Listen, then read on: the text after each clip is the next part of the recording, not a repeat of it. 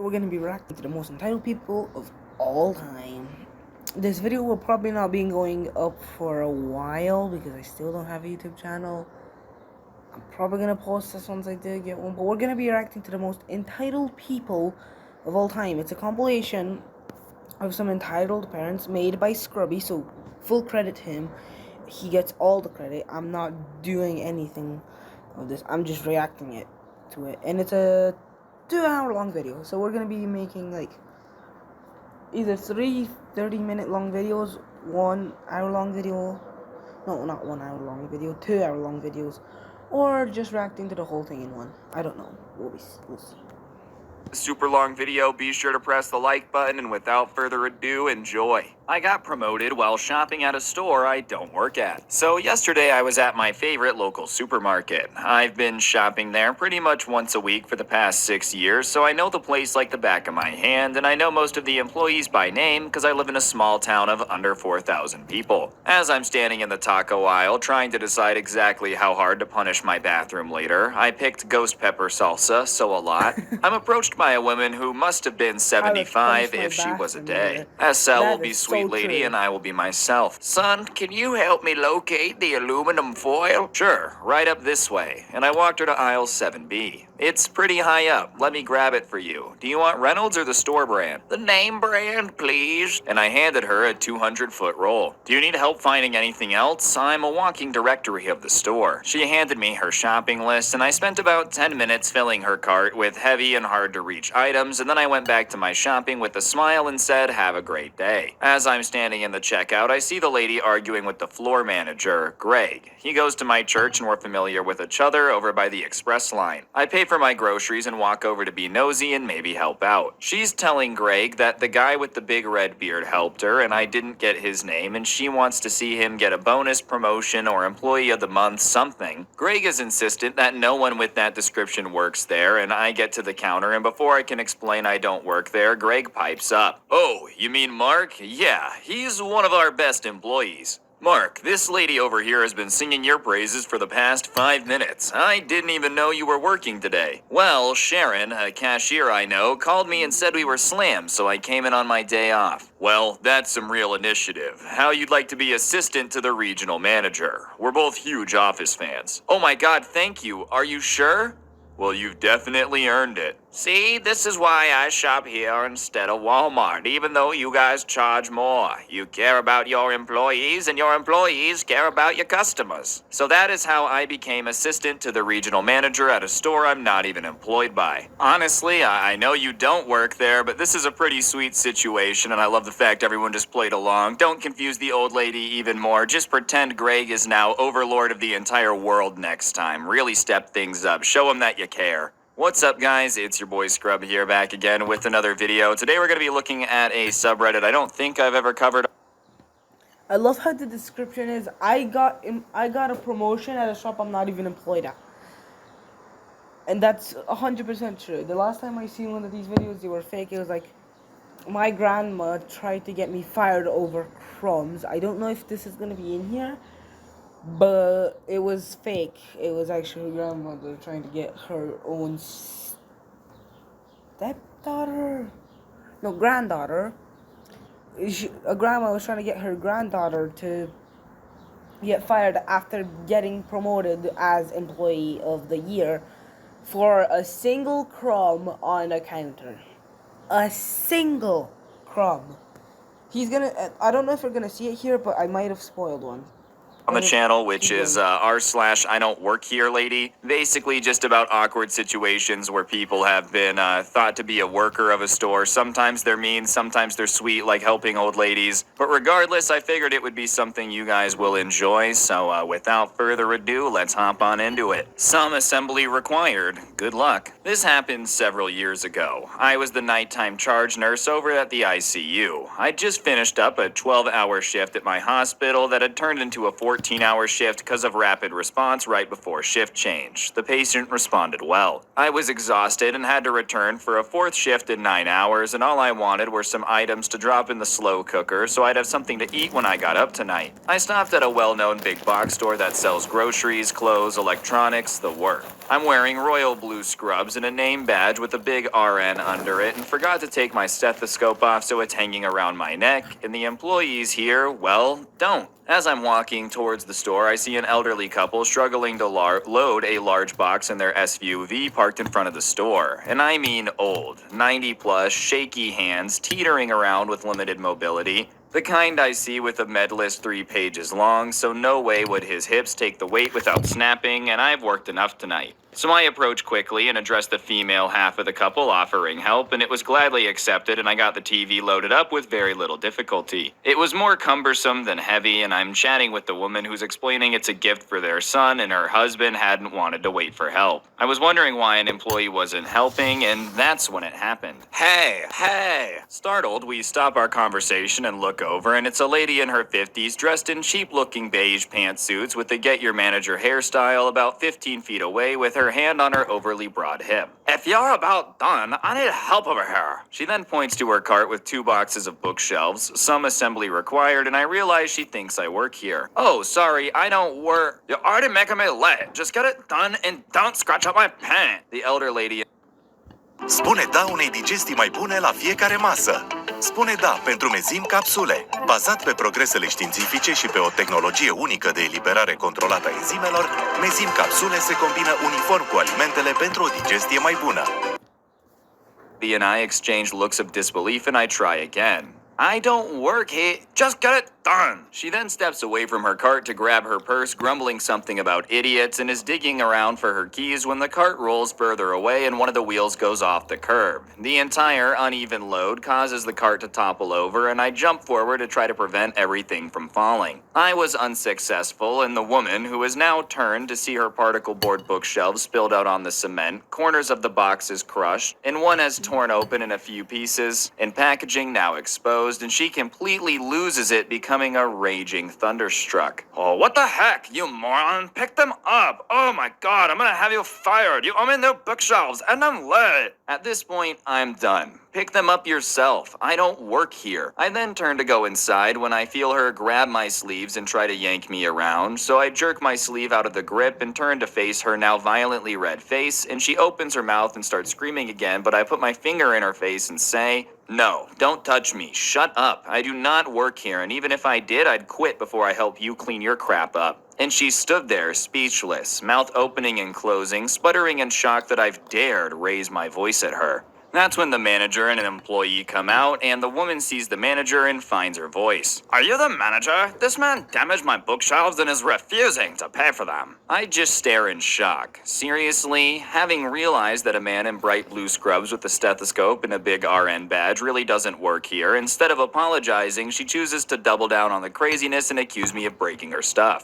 Before I can find my voice and voice my denial, the elderly gentleman I'd helped earlier steps in and explains the situation to the manager, and the woman is still voicing complaints, but the manager realizes the situation and apologizes to me and the couple. I'm standing by, watching angrily as the manager deals with the woman and inspects the bookshelves, and they're not damaged. He offers her new boxes, but she's done with the whole situation and says no, she's already late because of me, and just glares over at me and says to the manager, "Just load them. I'm late already enough because of this." The manager and employee then lift up the boxes and wedge them into her car. As I shake my head and go to enter the store, I'm stopped by the elderly lady I'd helped earlier. "Sir, thank you so much for helping us with the TV. I'm so sorry people are so rude." She then reaches for my hand to give a shake, and as she folds both her fragile hands around mine, I can feel something in her palm she's giving me. "Don't look yet. Wait until she leaves." I slide the package into my scrub pocket, and the lady walks away, and then she gets into her car without apologizing or thanking anyone, peels out, and drives away. I finally enter the store to grab my food items when I reach into the pocket and pull out a plastic bag with a bunch of screws and hardware. I realize immediately that the sweet old lady took advantage of the commotion and stole the hardware out of the ripped box. I couldn't believe it. I had the biggest grin on my face as I did my shopping, and I have a new petty revenge hero to idolize. I want to be as petty as that old lady when I'm 90, you know, because that's not like self-destructively petty, that's not ruining someone's life petty, no.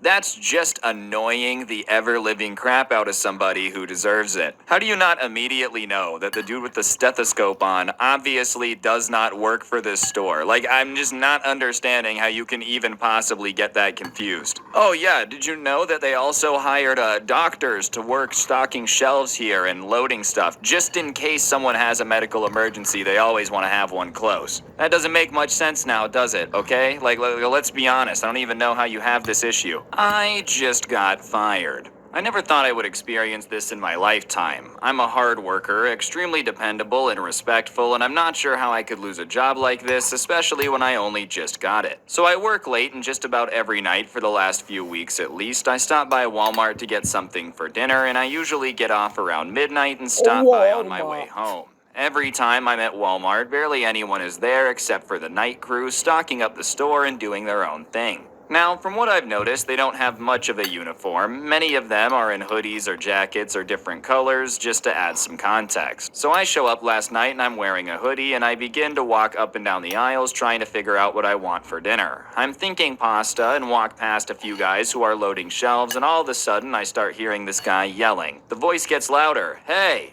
are you listening? I turn to see what's going on, and the guy approaches me. You're late again. Don't think I haven't noticed you walking in the door after 12. I begin to laugh, thinking this guy is joking around, but before I can say anything, he jumps on me. Oh, you think this is funny? Your job must not be that important to you. I want you to follow me to the office. Now I'm completely confused and start looking around like I'm on some hidden camera show, and he starts to walk off, and I turn around and go back to shopping. He comes back a minute later and starts to yell, "You want to be fired? Because if you don't..."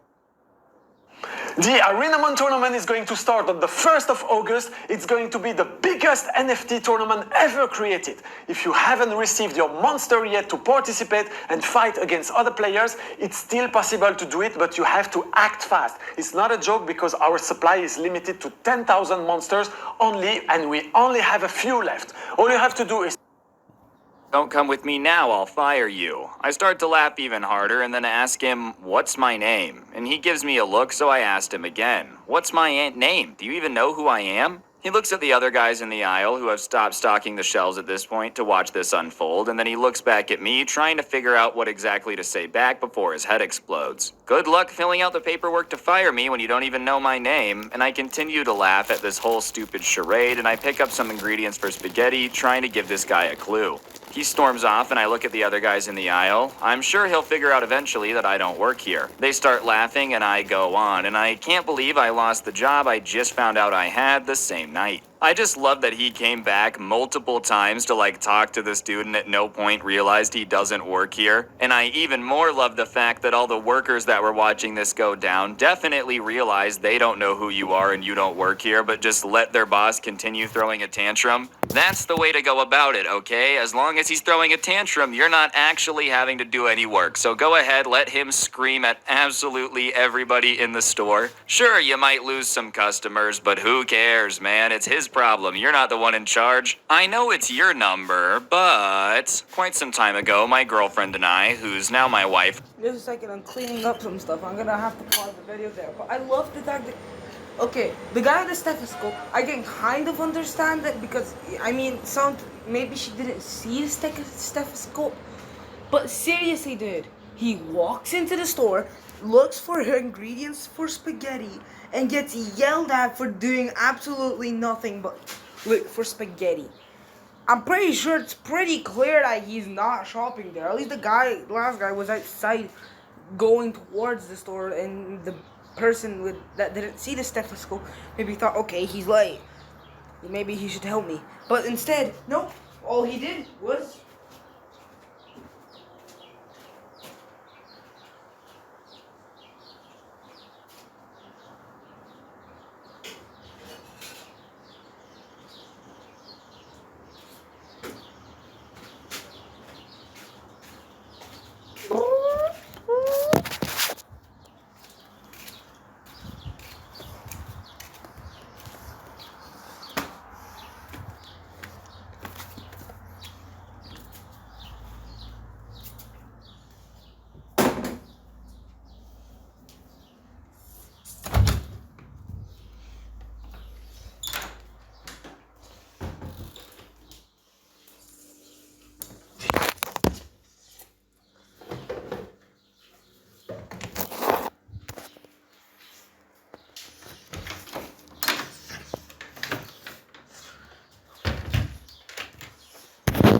more than 15 years, moved in together, and had to set up all the things. Cable, internet, phone, all that. We got our home phone number, our 2 cell phones, and we're off to the races. Almost immediately, we start getting calls for an establishment that does custom framing and various other art-related things. Let's call them Expo for Art. Of course, we had caller ID and we had friends that would call us, but inevitably, if we didn't recognize the number, it was something wanting to find out something about their order, or their frame was done, or what the hours were, or any thousands of other questions you would ask Expo for Art. I'm sure anyone else who had this happen will recognize the exchange. Sorry, that's no longer their number, this is a residence. Yes, I'm sure. No, I'm not giving you my address. No, I don't know their new number. Yes, I have a phone book, but so do you. Eventually, after thousands of these, and changing the message on our answering machine to say, this is not, I repeat, not Expo for Art. If you're trying to reach Expo for Art, please hang up, look up their number, and try that, because we're not them. Eventually, I got my gazillionth call, and I asked the other person on the end of the line where they kept getting this number, and they said, it's printed on the receipt, so I guess I'll just call the other number. So I asked him, any chance you can give me that one? Thanks. And I call it. Hello, Expo for Art. You guys are still giving out my home phone number on your receipts. Yeah, so? Well, stop it. It's been at least a year since you've had that number. At least cross it out or something. That's a pain. I'm not making employees do that. So you're the manager? I'm the owner. So let me see if I have this right. What's your name again? Let's call him Fred. You, Fred, have just decided it's too inconvenient to cross my home phone number off your receipt, so you're just gonna keep giving it out. Yep. What are you gonna do? Sue me? Maybe. Whatever, I got stuff to do. Bye. I called a lawyer and didn't really have a leg to stand on, so I went to the store and asked for Fred, and they told me that Fred's not here. He's hardly ever here. In fact, you want me to call him? No, I'm fine. This is gonna sound odd, but is there any chance I can see one of the receipts? So she picked up a receipt book and shows it to me, and sure enough, it's got my phone number at the top above another one. I say, I thought so. I couldn't get you at the other number. Some guy yelled at me, and I don't have my old receipt, so I had to come down here. We've been having that happen a lot, ever since Fred decided we didn't need 2 phone lines, but we had just bought like 20 boxes of these receipt books and business cards, and he's too cheap to buy more until they run out, and I'd hate to be that guy. Yeah, it would suck to be that guy, I replied. So I went home and hatched my evil plan. The next phone number I didn't recognize, I said, hello, Expo for Art. Hi, this is Mary Smith. I dropped off a thing last week to be framed. Is it ready yet? Let me check. Yeah, actually, we finished it this morning. I hope you don't mind, but we decided to upgrade the matting because of the weight of the piece. It's the same color, and I won't be charging you for it since it was my decision. Oh, thank you. I'll be down to pick it up later today. What time do you close? I looked down at the business card with my number, and the hours clearly marked 11 to 4. Take your time. We'll be here until 7. Thank you so much. Can you please tell me how much that was? $19.99, ma'am, plus tax, so $21.39. Wow, that's cheap. Are you sure? Of course. If anyone has a problem, tell them that you talked to Fred. Okay, see you around 6. See you then. Thank you for calling Expo for Art. For weeks, I kept giving out completely random information. How much is a 36 by 48 matted frame? Let's say $25. Wow, that's cheap. How much to have it done custom? How they want it? Well, custom's an extra $10, so $35. Wow, that's cheap. I'll be right down. Fiecare bucătar are ajutoarele lui. La Lidl ai mixer vertical la doar 119 lei.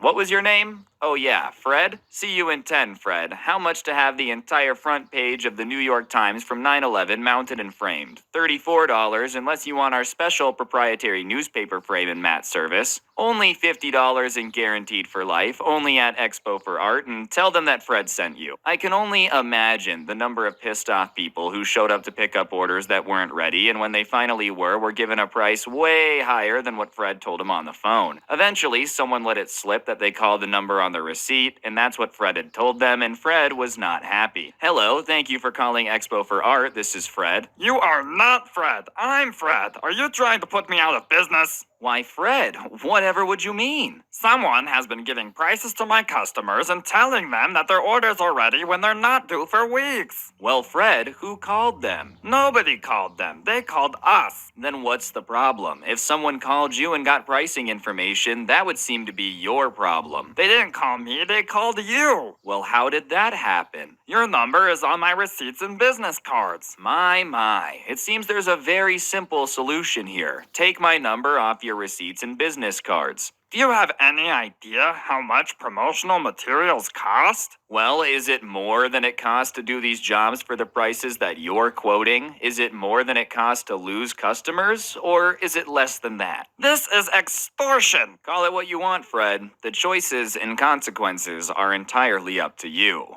A week later, hello, Expo for Art, this is Fred. I've ordered new receipt books and cards. Can you please stop this crap? Sure. Bye, Fred. I don't really know what he expected you to do, bro. First of all, just like having a bunch of business material with the wrong phone number seems like a very stupid thing to do, even if you already had a bunch made. And on top of it, why are you just gonna be so unnecessarily mean to someone pointing out an issue? What are you gonna do, sue me? No, instead I'm just gonna impersonate you and run your business into the ground, big dog. What you gotta say about that instead? To Fred, wherever you are out there, man, I hope Expo for Art is still pumping, but I hope you've realized that you might be an absolute idiot. I did not accept the job. Now please let me enjoy my holiday. This happened about 4 years ago when I was looking for work. My second interview was for a marketing position at a new firm, and the interview went well and I was offered a trial shift the following Monday. On turning up, it became clear that this wasn't a marketing job, but a door-to-door sales job for what was basically a huge multi-level marketing scheme. This service was to sign people up for charities on monthly donations. And to make matters worse, we were told to lie to consumers about our pay status because we were making commissions effective to the first 2 months of their donations. My boss would then get another month and the company would get the rest, equivalent to 6 months of donation. But we weren't supposed to tell people that and had to tell them we were salaried, which we weren't. And I only found out during the trail it was commercial only, or trial, sorry. So far, not so good. When they offer me the job, I let them know I have another interview lined up the following day and I'll let them know by the end of the week. The interview goes well and it's a real, albeit temporary role, and I'm offered the job and inform the MLM of my decision. This is somehow a 30-minute call where he's trying to convince me to work for him with me saying I'm not interested at all. Fast forward to the next Monday and suddenly I'm rudely awoken at 9:15 with a phone call and I answer to this. I hadn't saved his number. Hello, this is me speaking. Where the hell are you? Sorry, what? You were meant to be here at 8:30. This isn't a good start to your first day, is it? Why are you so late? Sorry, but who is this? It's not the interviewer from blank. You know, the company you work for. It's too late now as your team has left, but you better be on time tomorrow. Sorry, there must have been a misunderstanding. I got offered a job at this different place and accepted the role. Sorry for that.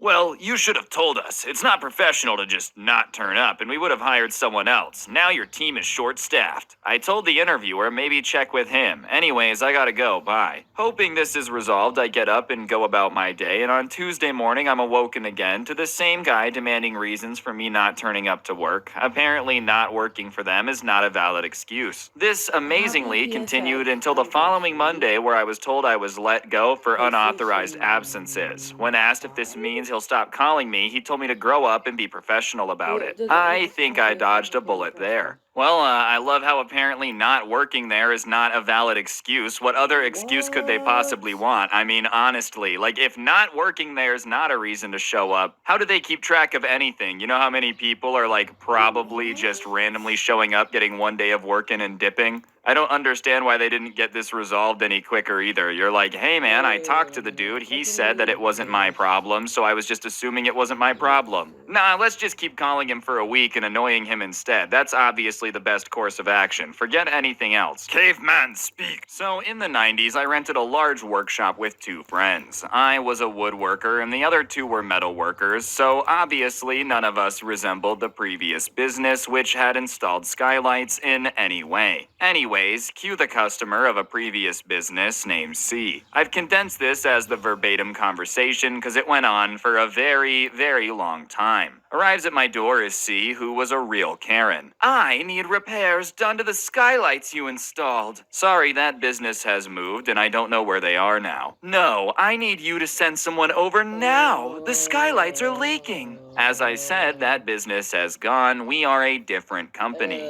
No, right now. I repeated the above at least a half a dozen times, and about now I'm realizing I'm dealing with either a genuine loony or someone too entitled to listen to common sense, so I try another tactic and decide to try it again in caveman speak. Skylight business gone, new business come. You talking to new business now, understand? No skylight here. Look in phone book. Go away now. And she ended up leaving in a big huff. It's all about communications, folks. Oh man, honestly, this is a pretty good idea. If someone's ever annoying you, just go full caveman. Why did you leave your dishes in the sink? Me no do dishes. Me want to hunt deer with bow. You do dishes. You know, you get your quarterly report in late, the boss comes in, they're like, dude, where is the quarterly report? We can't file our taxes until it's done. What is quarter? I pay with dinosaur bone. I don't work here anymore, and no, I will not come into work. Last holiday season, I worked seasonally for Target. It was a disaster from the start. The managers had no organization whatsoever, and I should have known when they scheduled me for my second interview and the manager didn't show up that I was screwed. Towards the end of the holiday season, after Christmas and before New Year's, they offered me a non-seasonal part-time position, and I was going to accept it, but they wanted me to work a ton for part-time. And being a college student, they were not willing to be flexible at all, so I said, nope, I'm done after my last day on January 6th. Everything was good after I was done with that train wreck, and I was off starting my second semester, when on January 20th at 5 p.m., I get a call from Target. Hey, this is blank. Are you running a little late? You were supposed to work at 4:30. No, I quit over 3 weeks.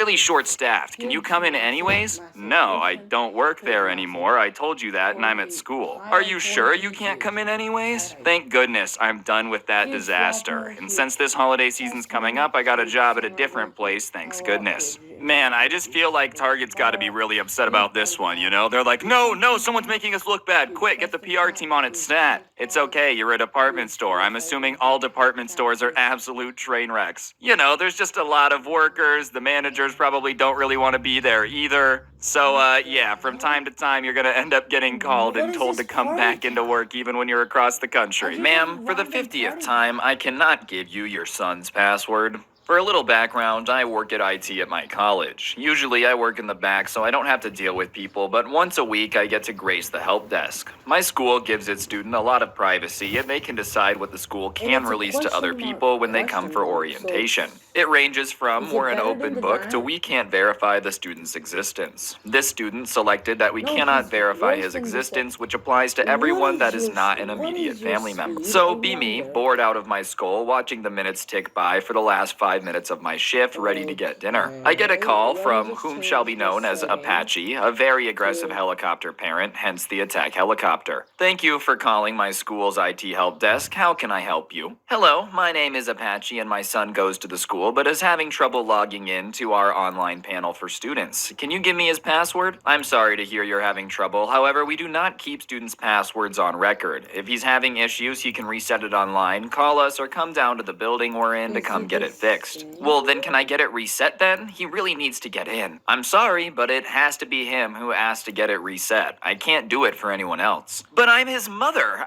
I can reset it for him. I'm sorry, but it has to be him who comes in and gets it reset. It can't be done by anyone else, even his immediate family. But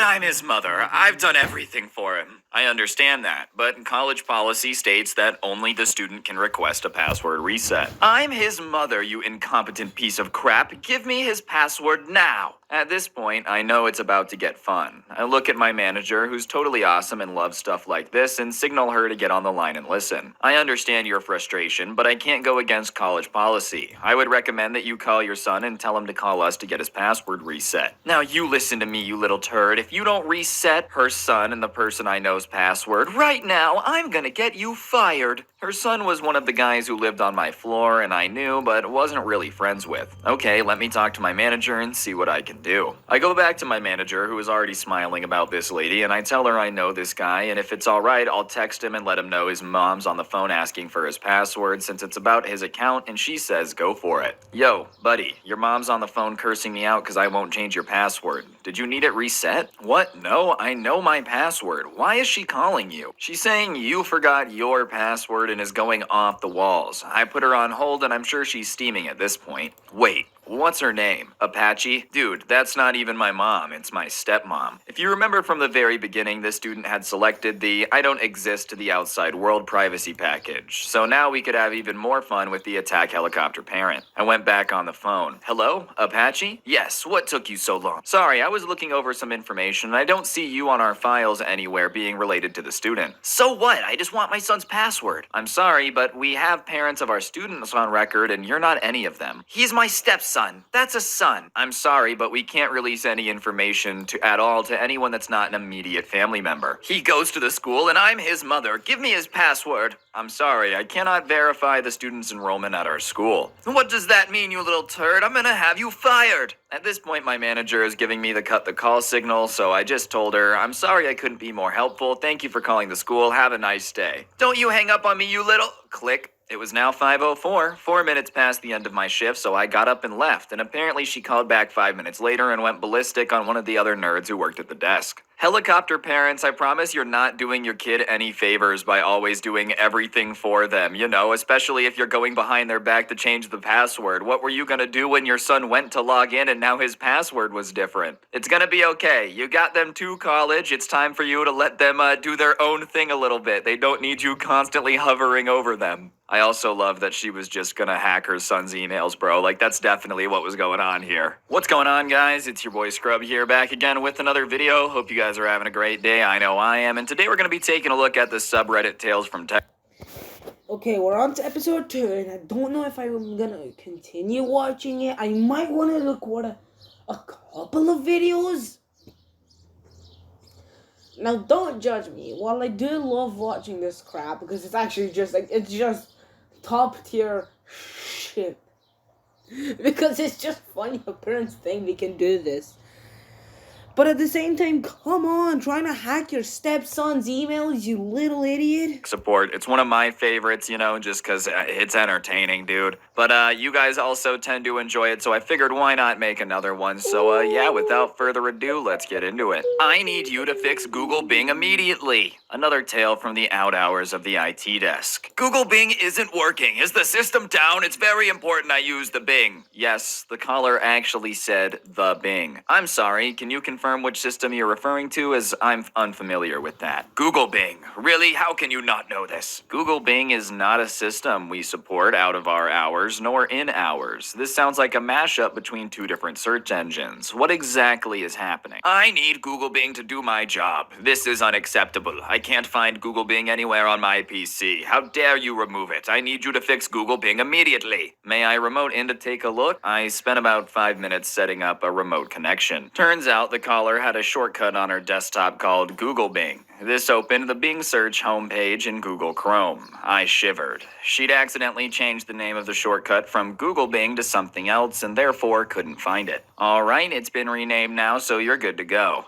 Next time, don't mess around with my computer. I know you guys changed this. I'm not stupid. I have a certificate of proficiency in computering. Okay, thanks for calling. Click. And yeah, the caller really did say computering. I died a little bit inside after taking this call. Come on, man. Obviously, you hacked into her computer just to delete the Google Bing shortcut so that way she couldn't do her work, alright? She caught on to you, dude, but you're caught. There's no way you can spin this on Reddit. Do people still use Bing? Like, I know some people did, right? But I always figured it wasn't by choice. I didn't realize that people chose to use Bing, especially in Google Chrome, where, like, you can just search anything in the top bar and it'll Google it automatically. Company policy is that we do not pay for overtime. Yeah, sure, okay, whatever. Sometimes as a consultant, you get to see how an office functions from an outside perspective. Since you're an independent contractor, the company treats you differently than an employee, and also, just due to the nature of contract work, your engagement is usually short-term. This makes you a temporary fixture, and sometimes you are just treated as a fly on the wall like you don't exist. And this can lead to some interesting observations, including seeing train wrecks in progress.